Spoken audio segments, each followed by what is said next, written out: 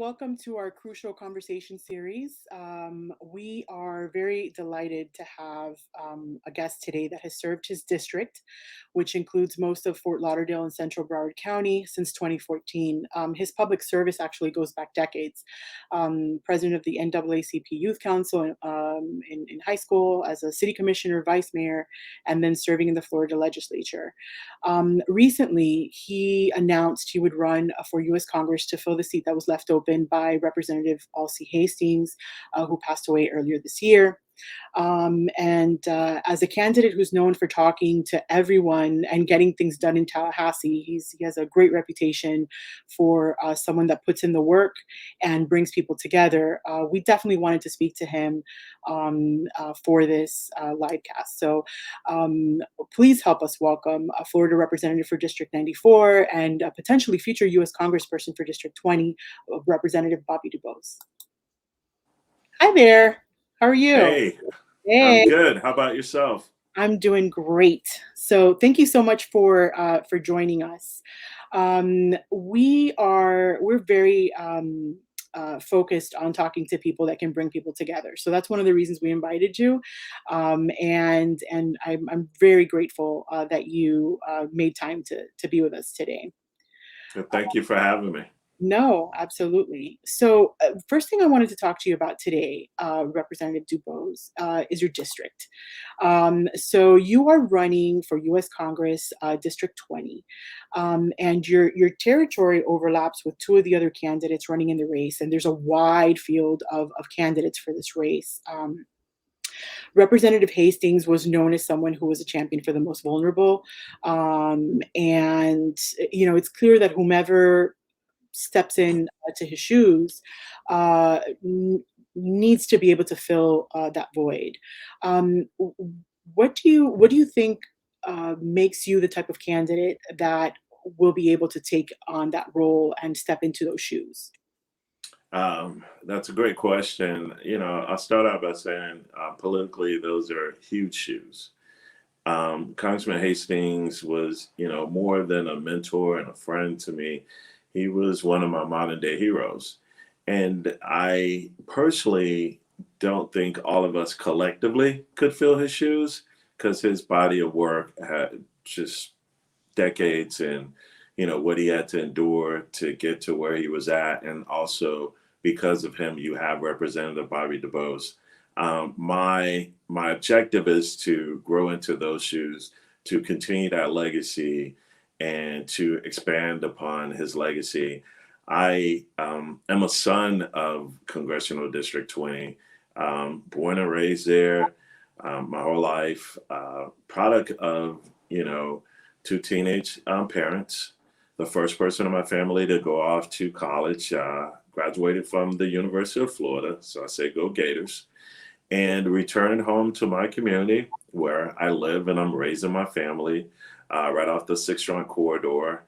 And, my mother, God bless her, she passed away in 2009. And she taught me to whom much is given, much is required. And so, in your intro, you talked about my involvement in NAACP. I pride myself in that is because that's where, I kind of got my sense of community engagement, and that's what still grounds me to the day. I'm a life member. Everyone in my household is a life member, including my 7-year-old Jacob.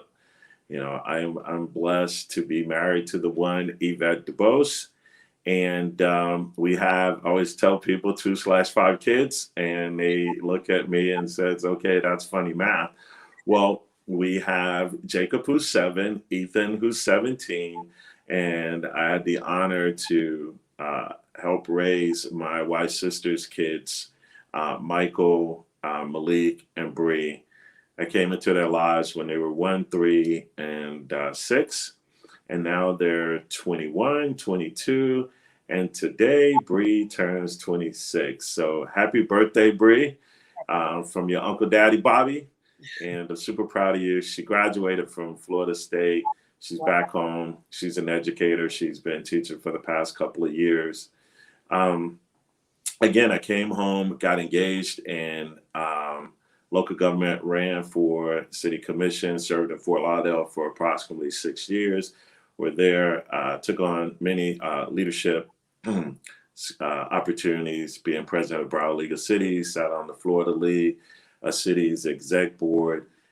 Really had an opportunity to do some things, not only, citywide, but be a part of, investing in a 6-run corridor.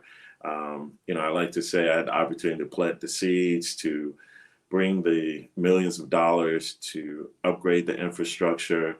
And that was, a lot of times we had help federally from Congressman Hastings and Congresswoman Debbie Wasserman Schultz. I remember securing dollars with them. And, then there was a board and leadership. Our current House member had turned out in 2014. And so I had to make a decision whether or not to run. And I will say, I always go through this process, and this time was no different. I always start with the big boss, and that's my wife. And so each time, and I'm married to a PK, a preacher's kid. So when I go to her with my ideas, because a lot of people in the community will approach me about it, the first thing she makes me do is pray, and then we pray some more, and then we pray some more. But and I'll take time and spend with my pastor. And so that's, again, when the congressman passed, a lot of folks came to me and asked me to consider, since I'm terming out, I know there's a lot of discussion about vacating seats and leaving seats vacant. I just want to be very clear. This is my last term as a state representative.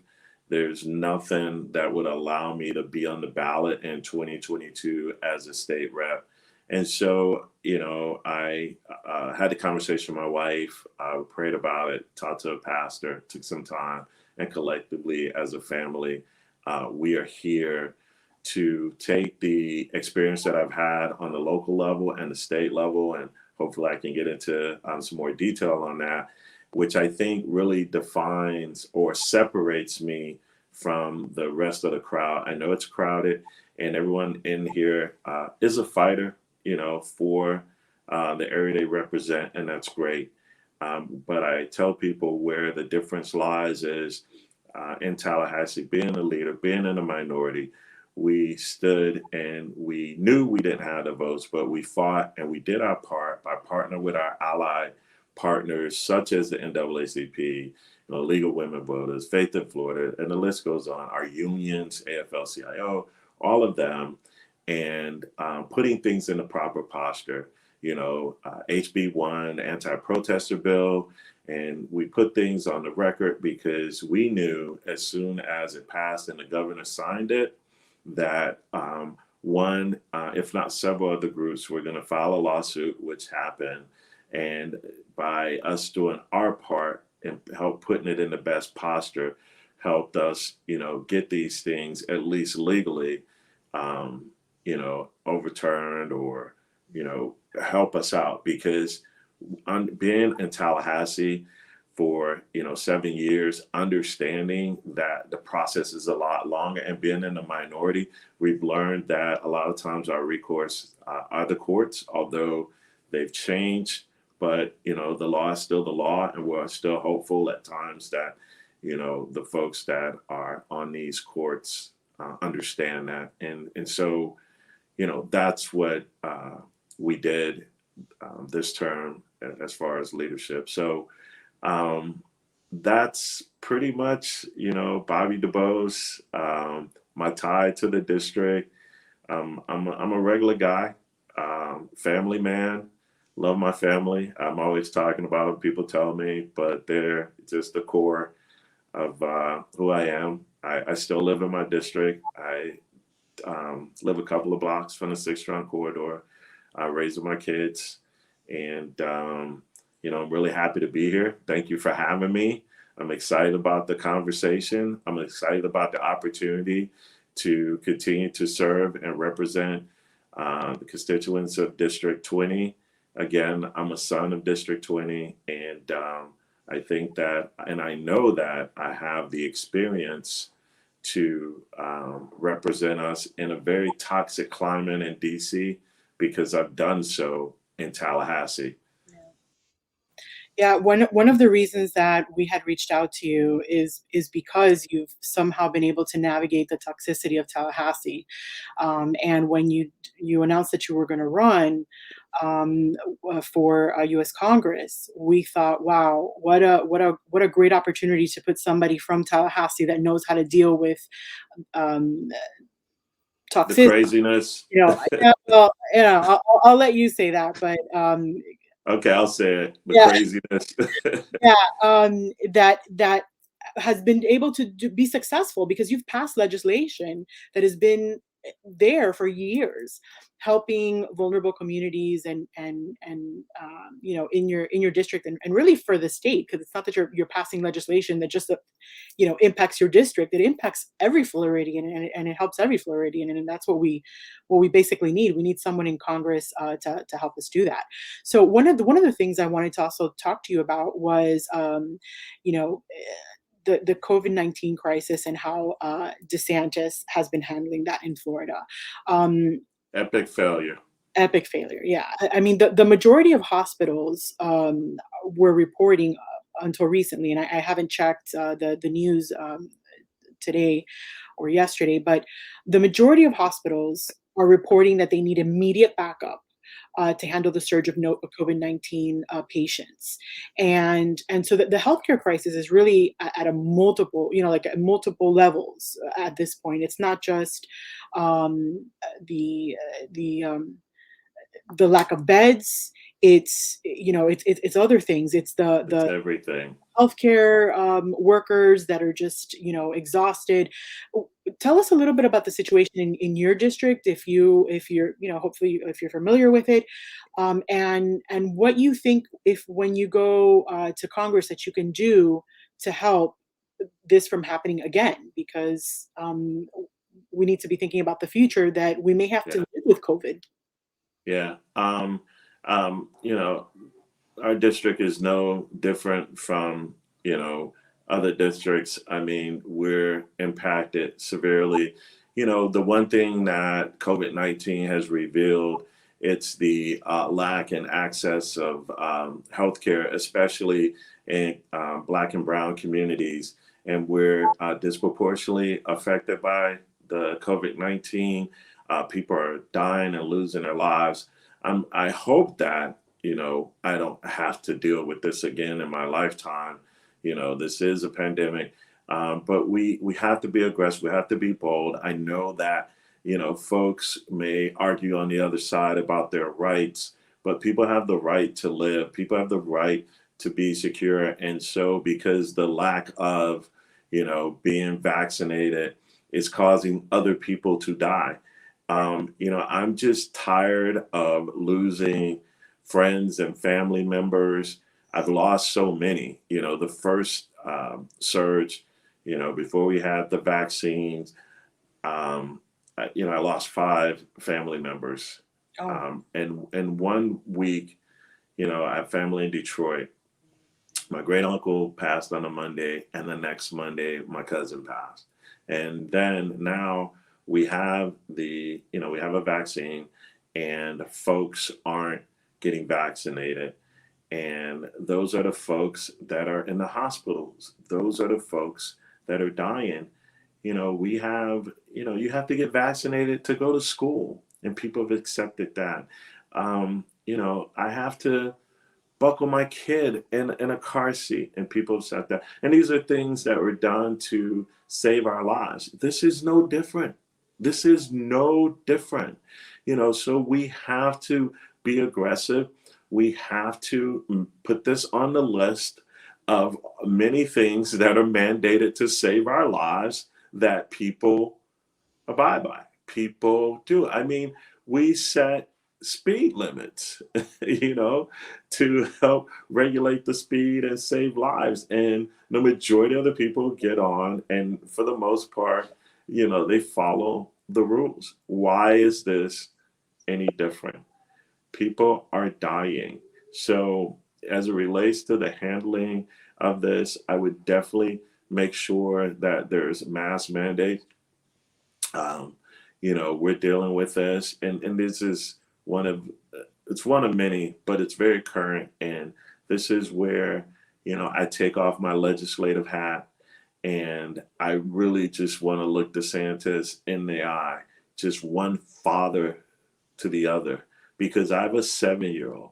He does not have a choice. Everyone else in my house is vaccinated, and granted, people can make those decisions as adults. He is 7 years old.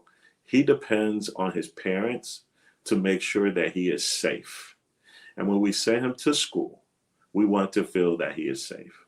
Not that I'm up at night. I'm worried about him.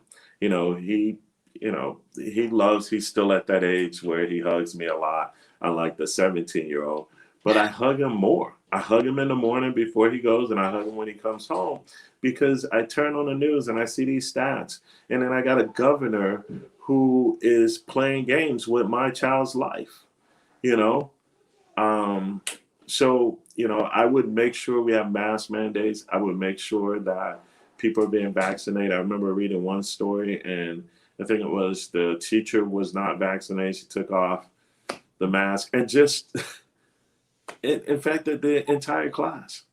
There has to be this has to be added to the list of things that people do in order to function in society.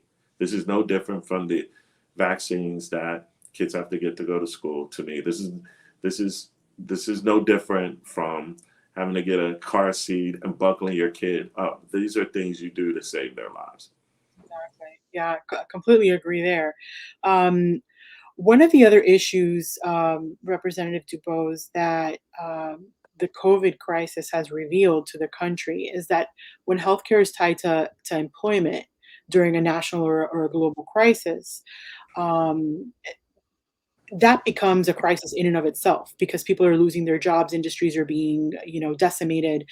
You're looking at your site. You say that you support Medicare for all. Can you talk to us a little bit about why you support Medicare for all? What brought you to that place as a candidate and as a public servant? Because it's for some Democrats, it's taken a while to get there. Right. But what would Medicare for all mean for constituents in your county? So, I mean, there are several people who are in positions by no fault of their own, just maybe because they were struck with a terminal illness. And so, I'll back up and share with you. Really, it's very personal to me. My mother had a very rare disease, scleroderma. She was misdiagnosed for like 18 years. But my mother worked. She had a good job. She was part of the union. She worked for Southern Bell before it became Bell South. So I am dating myself because I know that. But they had some. I always tell people they had some of the best picnics during the summer. Oh, really? And so it came to a point where my mom couldn't work. She didn't have the proper health care. She didn't get the proper treatment. I still have them, just the notes she would take trying to get to a specialist to get to, because no one wanted to insure her anymore. She didn't have a job where she could get good health care. And so here you had someone who was a productive person in society, paying taxes, being civically engaged, and really just being a productive citizen. And because she was inflicted with something that was outside of her control, now you're saying she can't have the same quality of health care, which, in turn, affected her quality of life, not just by, the illness, but the access to health care. And so a lot of people, it takes them time to get there because they may see it from a different, uh, picture. So I give that very real example. And the reason why I do that, because all the Americans out there that are working, that could be you one day. just because you may become too ill to keep your good job that has your good health care, and now you lose the quality of health care you need. That's unacceptable. And as a country supposed to be, a superpower, and we lead the world in so many different areas, we can't provide health care for folks. The other thing is, I think too, if you want to look at it from a financial standpoint, we would save more money because now folks can have things for more preventative care, as opposed to, there's no access to, and now the emergency rooms are flooded, and it's all on taxpayers. So there's multiple ways to look at it, and I just think that one, it's the right and decent thing to do. Two, it would save us money if you want to look at it that way, because a lot of times, in most things, but in government, they always say follow the money. Well, we can have the money discussion, and that in itself will show that it makes sense across the board. Yeah, and so many people have been impacted in the past 2 years that used to, say, we can't afford, the government can't afford to do this for everybody in the country. Well, guess what? They were able to figure out how to get everybody a vaccine, not just one, Right. but in some cases twice. They worked with private industry to make it happen. And I can't believe I'm saying this. I'm going to feel sick for the rest of the evening. Uh-oh. You Uh-oh. know, Trump, at the end of the day, Well, can I jump in and say, in my house, my wife doesn't allow us to say that word. We can say 45. oh, okay. Listen, whatever she says, I respect her. So whatever she says, we'll say, or we could just say the former guy, because I think that's something Okay. that people say now, the former guy. So kudos to the former guy for getting that ball rolling. Okay, in his administration, the execution was horrible, but let's set that aside. Okay, and it kind of just serves that it just proves that we were able to serve Right. entire population. We were able to serve the entire population with health care that they needed, in testing, numerous testing. I know I've been tested, I don't even know how many times. uh, Yeah, me too. I'm sure you have. We have figured out how to do it, so where there's a And on top of that, we provide it for other countries. that's right, exactly. We just when there's a when push comes to shove, this country can get it right. The thing is that I can't remember who it was that said that the U.S. will do the right thing after they've exhausted doing the right thing. All the right or all the wrong ways to do something, they'll do the right thing. And when it comes to healthcare, that's what it feels like. It feels like there is a right way to do it. We're showing people that, listen, people are getting tested. They can get the vaccine if they want it, and they're over 12. It's doable. You go to Walgreens. I can go to my Walgreens, right? I'm already vaxxed, but I could go to my Walgreens without an appointment and get vaxxed now. You know, Yeah. it's and meanwhile, my People are going there to get their booster shots too. exactly. Well, what I was going to say is that my husband's my mother-in-law waited between shots, because she lives in South America, 4 months between shots, which I don't even know if you can do that, but that's because of the issues that they have in other countries. And yet here we have we were able to put together a process within the healthcare system, costly as it may have been, to make sure that everybody was protected, particularly the most vulnerable. So why can't we just do that across the board? Yeah. That's kind of the way that I look at it. This has been like a good opportunity for us to see something. We now know we can. Yeah, we know that we can. We just have to want to. I think it's We need to prioritize it. yeah, it's a matter of volition, not finance or budget. So the next thing that we have are member questions. We received a number of questions for you. Okay. First question that we have is from a Broward County voter. These are all Broward County voters, by the way. So they're asking, what would be the first legislation you would write if you are elected to Congress? And this is probably also a product of the fact that you're a very successful legislator at the state level, where so they're thinking you're going to be able to do that when you get to U.S. Congress. So tell us what would you tackle first? Man, there is so much in that. I would just write like a huge bill and put it all in. But unfortunately, that's just not how we always get things done. The first thing that would pop into my head is just in the healthcare space.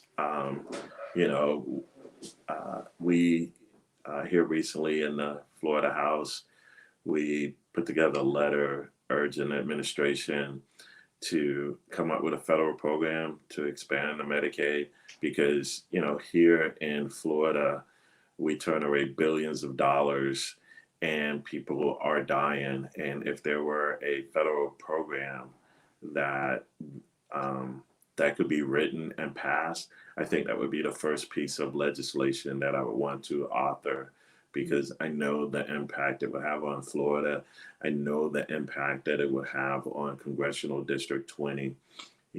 As I stated earlier, people are dying. I mean, when the pandemic started, before we had the testing and all this the vaccine, I lost 5 family members. And it's not easy to lose someone just in general, but to lose them to a disease, to a virus that has shown to disproportionately affect communities of color because of the lack of access to healthcare is even worse. Yeah. So if I think I would start there because to me, that piece of legislation would save lives. And I'm just sick of people dying because of lack of health care. And just watching my mom go through that struggle, it won't bring her back, but just to have the possibility or opportunity for no one else to go through that or no other child to watch their mother suffer through something like that. I think that's where I would start. Again, there's so many.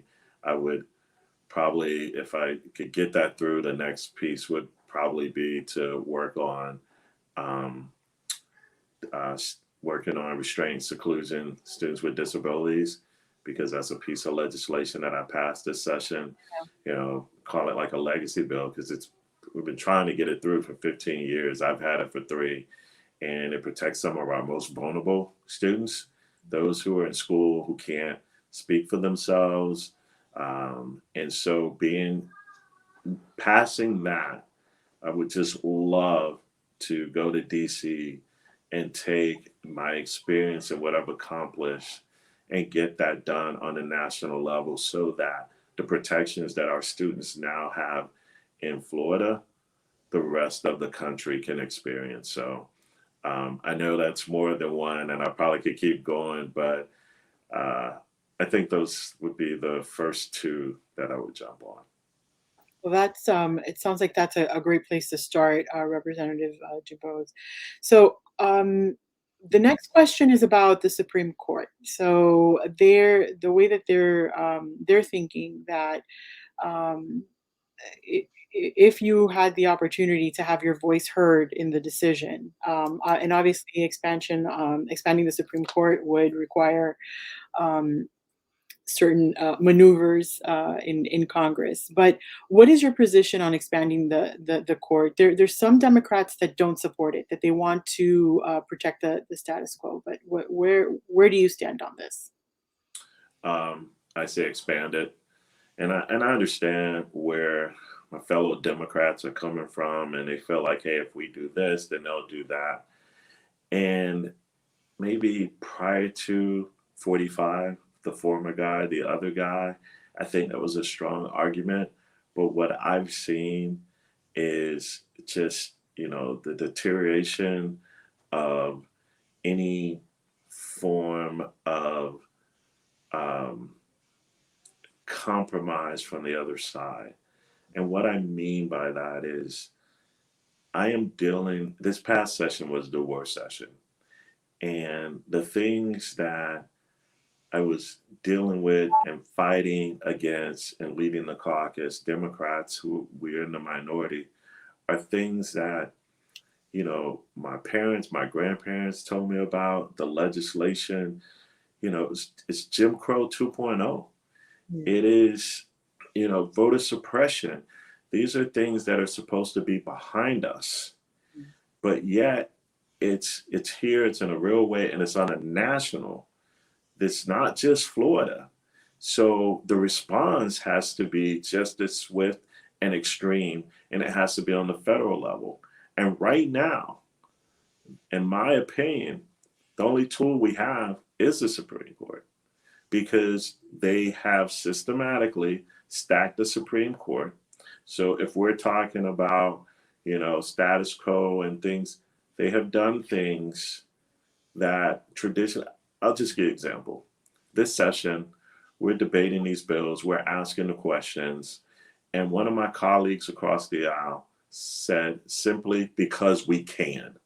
That's the type of tone we're dealing with. And so when you're stripping people's rights, and look, we know what happened in Texas here recently, with not only voters' rights, women's rights. These are extreme times, unfortunately, and I think that we need to do something to protect our rights. Hopefully, there's a wake-up call, and we can get things back into, a good posture and bring back the civility and those great things. But until we get there, if we ever get there again, we got to protect individuals' rights. And there are things that are on the table that will go before the Supreme Court that, if they are not handled properly, could end up causing people their lives. So, yeah, at this point, I see that as a strong option on the table. What is your position on whether to demand or to mandate the COVID-19 vaccines? I know that this has been kind of a question that actually has divided some Democrats, because there's some Democrats that are actually anti-vax, and the whole thing's been politicized. But what is your position? That's the key right there. It's been politicized. Again, earlier, as I said, we, in order to go to school, you got to go get these vaccines, and you got to make sure you got to show proof, for your kid.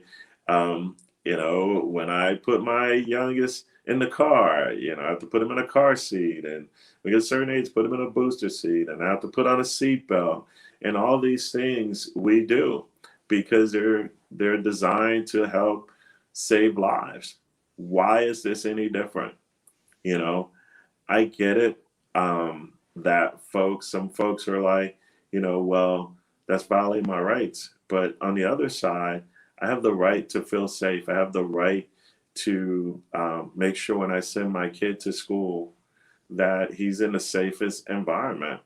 And I read an article where a teacher took off her mask and, infected the whole class. What parent, regardless of if you're vaxxed or not, want to have this burden that you're sending your child in an environment where they can, be infected. And, people are like, well, I've heard kids are younger, they're stronger, they're resilient. I just saw something where a little baby passed from COVID. And the other thing is, we don't know what are the long-term effects of COVID-19, right? So if a young person gets it and they're strong and they're resilient, and then, what's going to happen when they're 20 and 30? We don't know. So as a parent, you always want to do what's best to protect your kids. And I see the vaccine like I see the car seat, like the other, vaccines that I have to get for my kid because it protects them.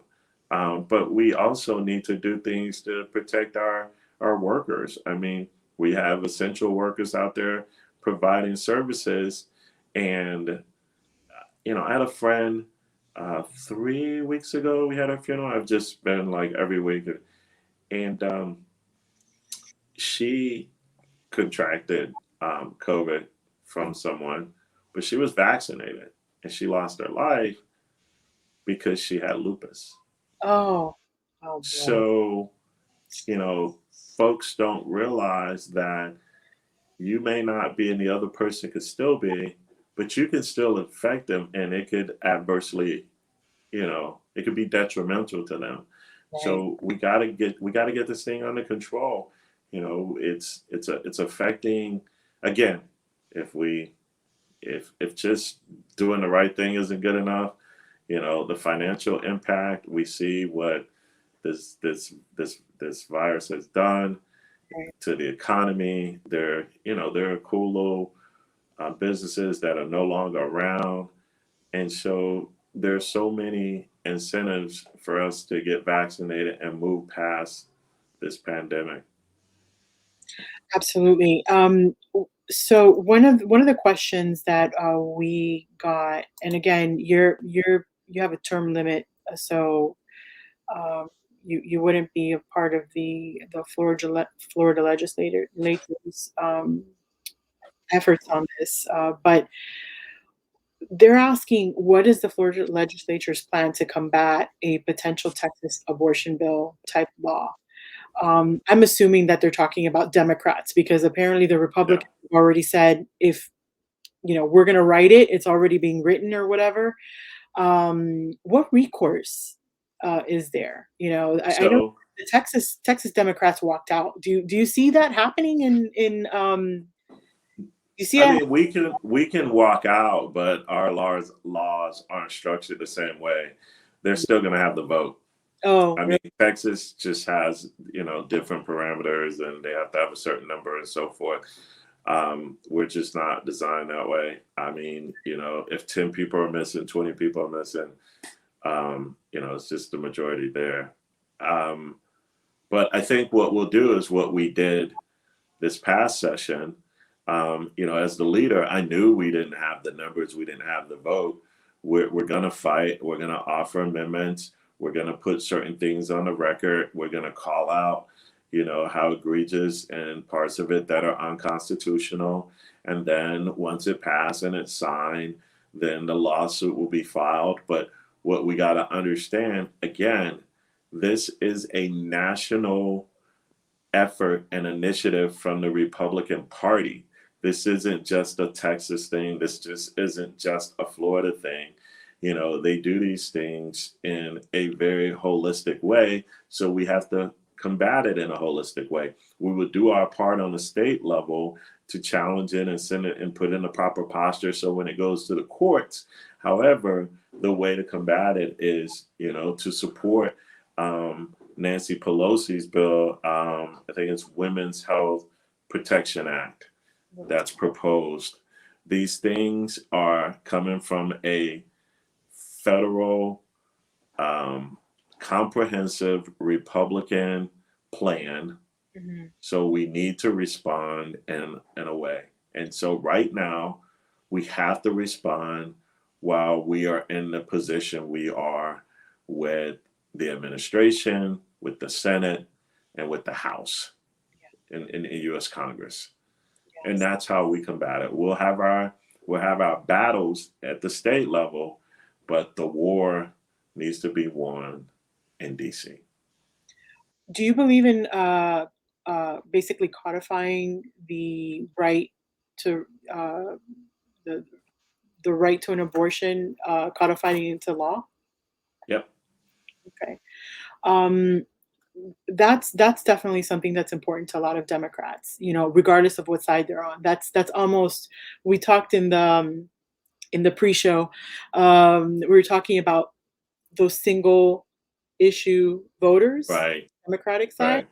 right. And I know a lot of centrists, moderates, progressives that they'll argue about everything, but when you ask them about abortion, about the right to reproductive, to the reproductive rights, men and women, that just that's that one issue Yeah. that will take them to the ballot box. So it's an important issue.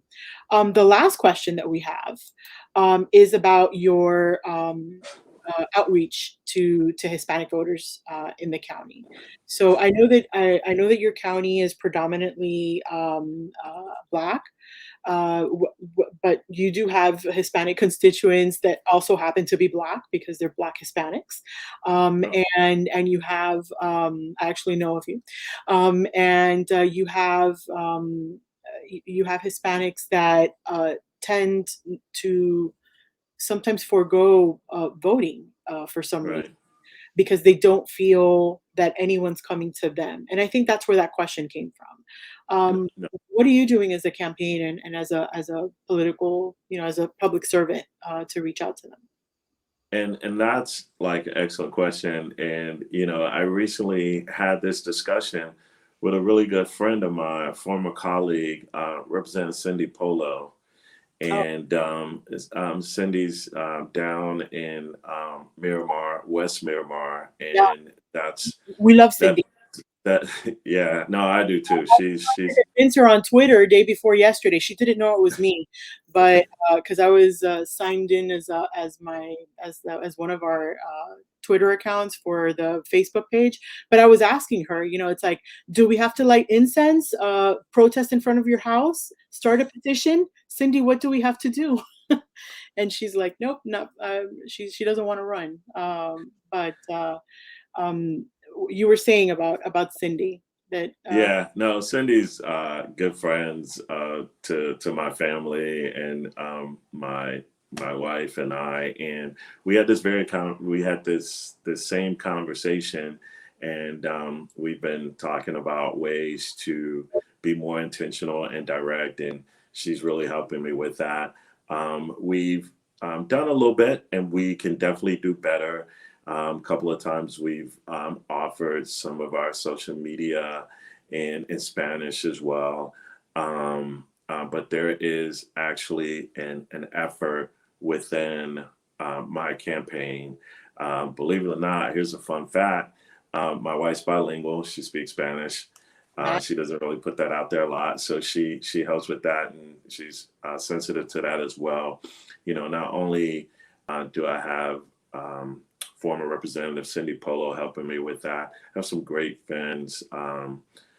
Francesca Sesky Brown that ran, and Javier and Ricky, and so they've been very supportive, and they're helping me out in that area. Again, as a representative, you want to represent your entire district, and so that has been something that has definitely been brought to my attention, and it's something that the campaign is definitely making efforts to outreach to, and I think with the folks that I have on board that we should be successful in that area. So whoever it was, thank you for the question. I want you to know that the campaign is definitely taking that seriously, and I reached out to a former representative who represents that area, but I'm pretty sure it's not just restricted to that area. But I'm definitely working on that. Well, that's good to hear, and I think that'll make this person very happy. There's a lot of shared priorities and shared values between Hispanic communities. Just the people of color Yeah, have shared values, and so it's clearly important to this particular person. I think they wanted to be more engaged civically, and if they yeah, have leaders reaching out to them, despite that they live in a zip code where they're not the predominant group, that would definitely help. So, Representative Dubose, it's been a pleasure getting to know you, and I'm glad that we finally were able to Here. do this. I want to make sure that I share with everybody how they can support your campaign. The secure.actblue.com /donate/Dubose for Congress one. um, I I feel think that defaulted from ActBlue because yeah, they've been weird. I've done other of these sessions, and I'm like, did you pick this? Because this is not very doesn't roll I off the know. tongue, let's say. But anyway, go there, people. Please go there and support this campaign. So. Thank you so much for your time today, and No, thank you for luck. Thank you for everything you've done, because you've been an amazing legislator from what I understand from your constituents. and thank you for not only giving me the opportunity but creating this platform. I think it's really important that we have platforms like this so that we can keep folks engaged, because that's always, the question or the concern. Are we just going to do something because there's an election?